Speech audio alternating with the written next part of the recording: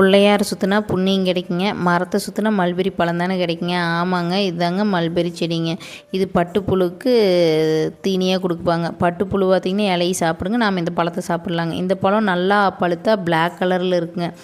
அது வரைக்கும் நமக்கெல்லாம் பொறுமை கிடையாதுங்க. கிளி நமக்கு முன்னாடியே அட்டனன்ஸ் போட்டு பழம் சாப்பிட்றதுக்கு குடும்பத்தோடு உட்காந்துருக்குற அப்படிங்க. நானும் என் பொண்ணு இது இப்படியே விட்டால வேலைக்காகாது, கிடச்ச வரைக்கும் சுருட்டு சுற்றி சுற்றி பழத்தை பொறுக்குங்கிற மாதிரிங்க அங்கங்கே இருக்கிற பழத்தையெல்லாம் பிடுங்கிட்டு இருந்தேங்க. என் பொண்ணு இதை பழத்தை சாப்பிட்டுங்க, இதுலேருந்து நான் இன்றைக்கி ஒரு புது பேர் வச்சுருக்கிறேன் அப்படிங்க. என்னென்னு கேட்டதுங்க, மினி ஸ்ட்ராபெரிங்களாமா.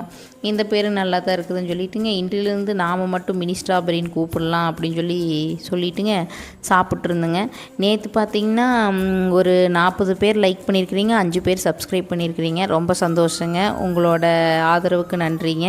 இதே மாதிரிங்க நிறைய பேர் லைக் பண்ணுங்கள், ஷேர் பண்ணுங்கள், கமெண்ட் பண்ணுங்கள், மறக்காமல் சப்ஸ்கிரைப் பண்ணிடுங்க. அப்போ தான் எனக்கு நிறைய வீடியோ போடுறதுக்கு ஒரு இன்ட்ரெஸ்ட்டாக இருக்குங்க. மறந்துடாமல் சப்ஸ்கிரைப் பண்ணிடுங்க.